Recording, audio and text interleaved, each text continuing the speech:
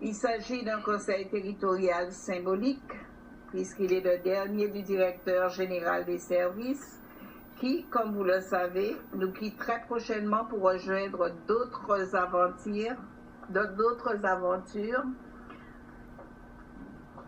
politico-administratives en Guadeloupe. Cela étant dit, le budget qui fera l'objet d'échanges, d'explications et de clarifications parfois nécessaires exprime en chiffres les stratégies de la majorité. Nos priorités, le soutien à l'économie et au développement, notamment à travers des chantiers d'envergure tels que le front de mer de Marigot, le plan local d'urbanisme, le code de l'urbanisme, la construction de l'hôtel des finances publiques, les travaux d'aménagement du plateau sportif Interpol, l'acquisition des terrains pour l'extension de l'aéroport de Grand-Casse, la VRD de la cité scolaire, le contournement routier de l'aéroport, les travaux de confortement parasismique de Siméon-Trott, etc. En même temps, le lien social avec la population se renforce avec les subventions aux associations, dont le montant a augmenté par rapport à l'an passé.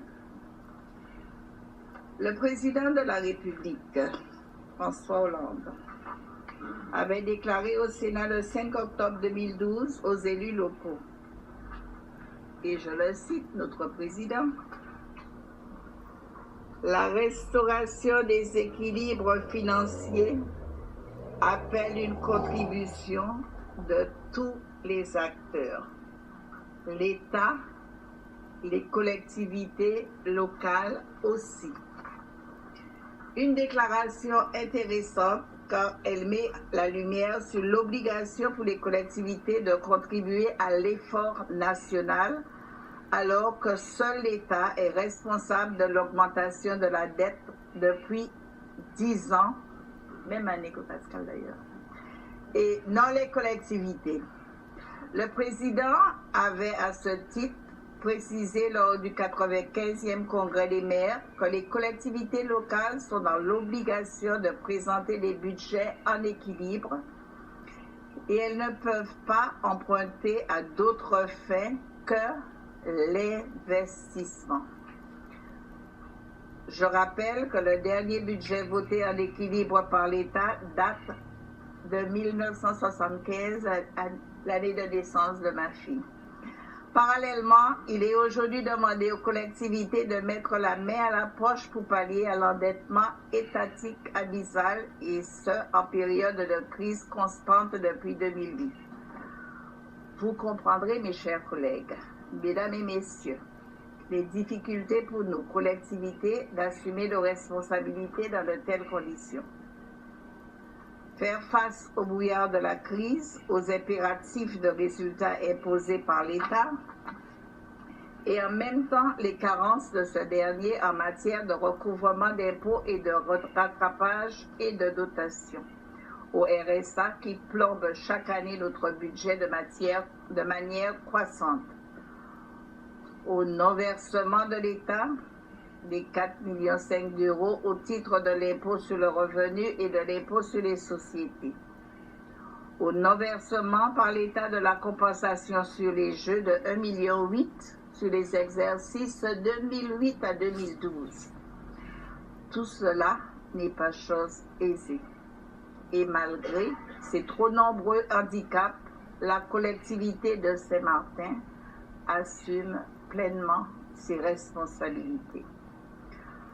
Pourtant, nous n'avons pas la baguette magique, mais la simple volonté de parvenir à équilibrer nos dépenses et nos recettes et de servir l'intérêt général de Saint-Martin. J'en profite pour remercier celui qui a quitté la salle, M. le DGS, et M. le jeune directeur des affaires financières qui œuvre tous les ans pour réussir cette prouesse. Gymnastique pas trop facile. Il faut également saluer le pôle fiscalité de la collectivité qui fait un travail formidable dans sa détermination à accroître nos recettes fiscales afin que nos dépenses d'investissement puissent être à la hauteur de nos ambitions. Ce budget 2015 s'avère raisonnable et rigoureux, cohérent par rapport aux orientations budgétaires équilibrées et ambitieux qui répond au mieux aux exigences de la population. Oui, ambitieux. Je sais que ce terme va contrarier certaines personnes dubitatives qui s'expriment dans la presse à ce sujet. Mais ils devraient savoir que le montant des dépenses d'investissement s'élève à plus de 36 millions d'euros pour l'année 2015. Ça, c'est ce que j'appelle de l'ambition. Aux différents DGA de la collectivité, nous avons passé des moments très très durs avec les intempéries, les catastrophes. Je vous remercie chacun de votre contribution lors de l'année 2014. Je sais que vous recevez de moi des mails ou bien des textos à n'importe quelle heure du jour et le DGS a dit de la nuit. Oui, parce qu'il faut avancer. Oui, parce que ce sera déjà sur votre téléphone pour le lendemain. Nous avons un outil au niveau de cette collectivité qui est fabuleux, qu'on appelle Outlook. D'accord? Donc, nous pouvons recevoir des messages qui arrivent de partout, même si c'est à 3 heures du matin, quand la personne se lève et pense. Au moins, ça permet que quand on est arrivé au bureau, on peut déjà voir ce qu'on a à faire et à accomplir dans la journée. Et même, nous n'oublions pas notre antenne à la rue Varennes qui est déjà bien levée avant nous. Alors, ces personnes-là, bien sûr, nous envoient des mails.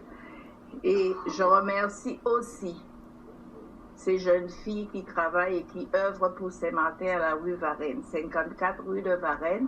Et j'invite tous ceux qui vont partir en métropole à leur passer une petite visite, peut-être pour continuer à les encourager parce qu'elles s'investissent.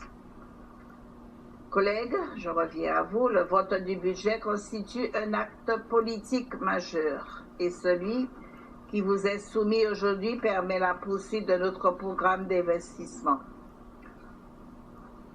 Voter le budget, c'est donner à la majorité la possibilité de prendre les décisions qui impacteront directement le quotidien de la population. Je vous remercie de votre attention et j'ai une voix de mois de décembre avec bien sûr une bonne rhinopharyngite. Alors, je m'excuse si au niveau de ma voix, elle ne porte pas bien ce matin. Voilà ce que j'avais à dire en préambule de cette séance et je passe la parole à Monsieur Gibbs Daniel. Merci Madame la Présidente, Mesdames et Messieurs les conseillers territoriaux, chers collègues. Tout d'abord Madame la Présidente, je vais vous dire que je comprends et je compatis puisque je suis dans le même cas, pas avec une rhino mais avec un rhume qui se termine. Donc ça ne laisse pas l'espoir que les débats seront d'autant plus courts, peut-être même d'autant plus longs, car je prendrai mon temps.